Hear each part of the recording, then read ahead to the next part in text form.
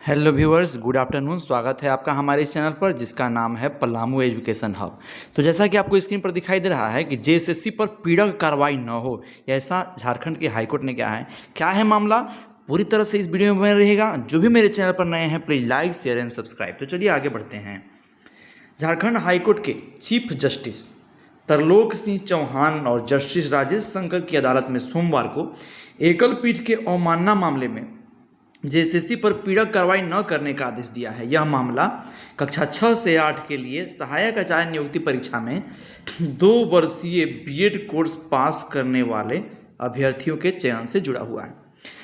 सुनवाई करते हुए चीफ जस्टिस के खंडपीठ ने प्रार्थियों को आवेदन करने की तिथि से संबंधित जानकारी मांगी है। अगली सुनवाई 3 नवंबर को होगी, याद रखिएगा। नेक्स्ट हियरिंग कब है? नेक्स्ट हियरिंग है 3 नवंबर। ये वीडियो किनको देखना है? जिन्होंने द्विवर्षीय बीएड कर रखा है और जेएसएससी ने उनको वहां के काउंसलिंग के दौरान नोटिस दिया था। आगे बढ़ते हैं। बता दें कि एकल पीठ के आदेश के खिलाफ जेएसएससी की ओर खंडपीठ में अपील दाखिल की गई। सुनवाई के दौरान आयोग की ओर से अदालत को बताया गया कि सहायक आचार्य नियुक्ति के विज्ञापन में ही 1 वर्ष के बीएड की शैक्षणिक योग्यता रखी गई है। ऐसे में 2 वर्षीय बीएड की योग्यता रखने वालों को चयन प्रक्रिया से बाहर कर दिया गया है। और समरी पढ़ते हैं।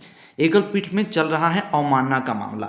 उधर एकल पीठ में प्रार्थी विप्लव दत्ता सहित अन्य की ओर से अवमानना याचिका दायर की गई है। अवमानना का मतलब होता है वायलेशन, किसी चीज का पालन न करना, रूल का पालन न करना।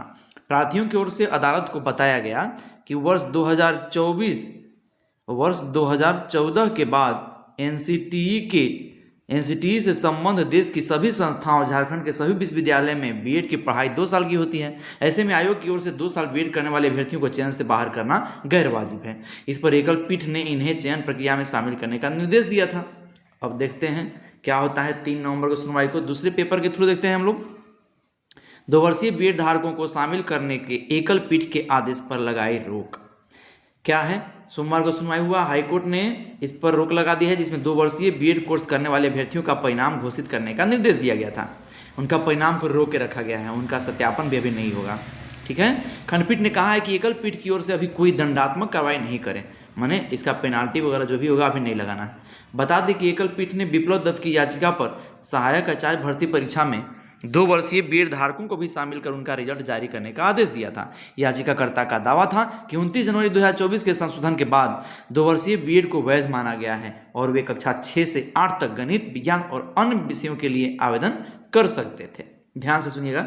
याचिकाकर्ता का दावा है कि 29 जनवरी 2024 के संशोधन के बाद 2 वर्षीय बीएड को वैध माना गया है और 6 से 8 गणित, विज्ञान, अन्य विषयों के लिए आवेदन कर सकते हैं। वहीं जेएसएससी का तर्क था कि उक्त भर्ती 2023 के विज्ञापन के अंतर्गत आ रही है, जिसमें न्यूनतम शैक्षिक योग्यता के रूप में 1 वर्षीय बीएड को ही हम मान्यता दिए हैं। अब देखिए क्या होता है अगले डेट में। मतलब सीधा मान के आपको समरी में यही चलना है कि अब 3 नवंबर को सुनवाई होगी कि ऐसे कैंडिडेटों का रिजल्ट निकालकर, संशोधित रिजल्ट निकालकर सत्यापन किया जाएगा या नहीं किया जाएगा। Thank you for joining. ऐसे ही कंटेंट के लिए मेरे चैनल को लाइक शेयर और सब्सक्राइब जरूर कीजिए।